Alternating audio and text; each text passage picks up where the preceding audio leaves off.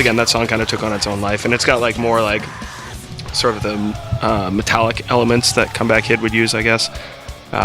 There's straight up sort of like, you know, really thrashy verse riffs with these like almost DB choruses.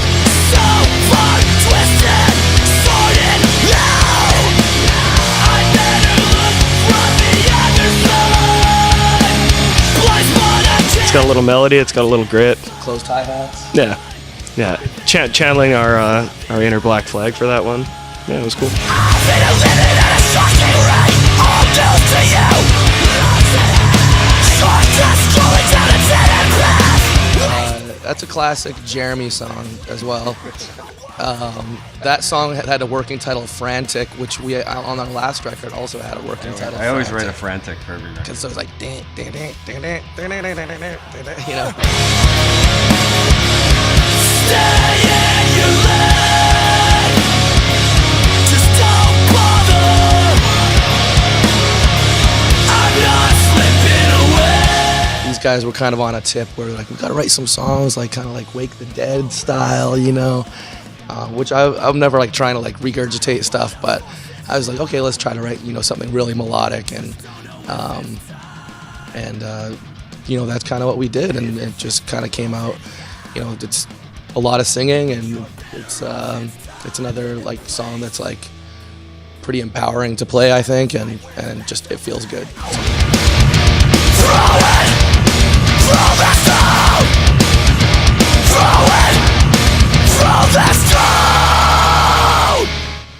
We produced the album ourselves. Like our friend Stu McKillop engineered it. You know, definitely threw his ideas down. Sometimes when I'd be in the vocal booth, you know, it's kind of hard to like always know if what you're doing is actually very cool or whatever. So I'm telling these guys like, put your producer hats on or whatever. And Jeremy stepped to the plate. He like really produced the vocals on that like breakdown, like pre-breakdown. He was just, you know, watch me like, throw that, stop, like throw it. God, it's a miserable moment in time. He swung it out till the finish line, and when it all came to a close, yeah. I don't know, the song just kind of took on a different life, like I would say, after the first jam session.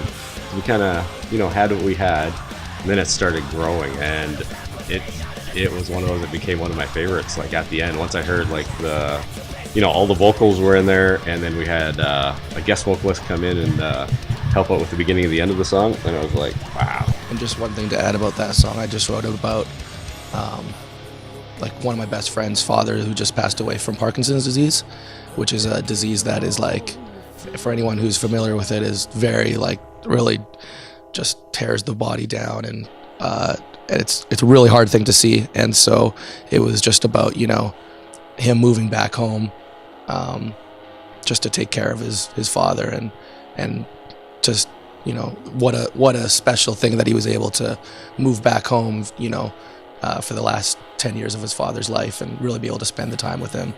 And so that's why that song kind of resonates a little bit more on top of the interesting music, you know. A decade long, the finish line.